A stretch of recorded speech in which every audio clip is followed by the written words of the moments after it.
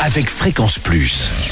Surprenez votre famille et vos amis grâce au grand chef de Bourgogne-Franche-Comté. Semaine de Noël, je suis à Plombières-les-Dijon en Côte d'Or, toujours en compagnie de Sébastien Hénon, chocolatier, conjugueur de saveurs.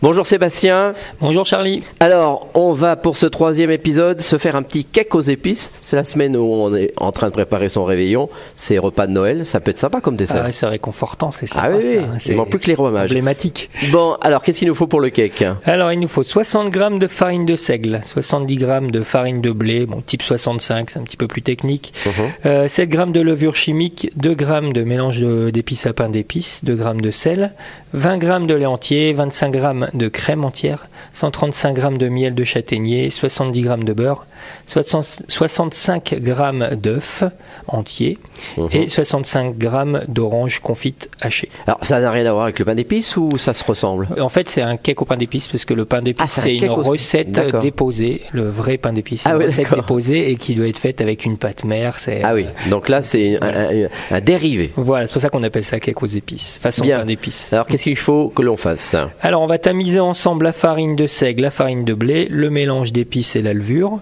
Dans un autre récipient, on va mélanger les œufs entiers avec le miel de châtaignier. Ensuite, on va intégrer le lait, la crème, le beurre fondu, puis les oranges confites hachées. On va ajouter progressivement en mélangeant les poudres préalablement tamisées. Donc il faut toujours que les poudres soient tamisées, les poudres, la farine avec la levure, pour que ce soit bien mélangé. Ça, c'est la petite astuce du chef. Voilà, ça c'est l'astuce. Bien.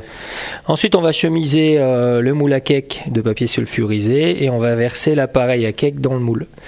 On va les envelopper ensuite de papier alimentaire et on va les placer au réfrigérateur pendant 12 heures, qui reposent.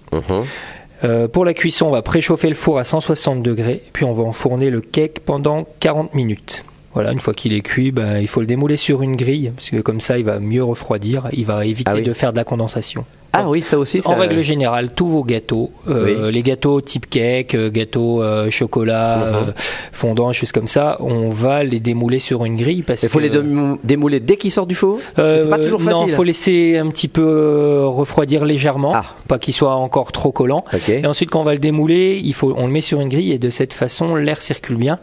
Si on le pose sur une assiette, ou vous remarquerez quand vous mettez sur une assiette ou vous le laissez dans le moule, il y a de la condensation, il y a de l'humidité et il devient tout mou, tout collant. Et c'est pas c'est pour ça. Voilà. J'ai compris maintenant pourquoi. Bien.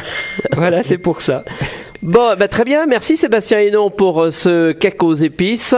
Sébastien Hénon, ici chocolatier, conjugueur de saveurs à Plombières-les-Dijon, mais également à Pommard et à Dijon. On le retrouve pour un prochain épisode avec une mousse au chocolat noir. Et d'ici là, chouchoutez vos papilles. Chaque semaine, découvrez les meilleures recettes des grands chefs de Bourgogne-Franche-Comté. Du lundi au vendredi, à 5h30, 11h30 et 19h30, chouchoutez vos papilles. Fréquence Plus.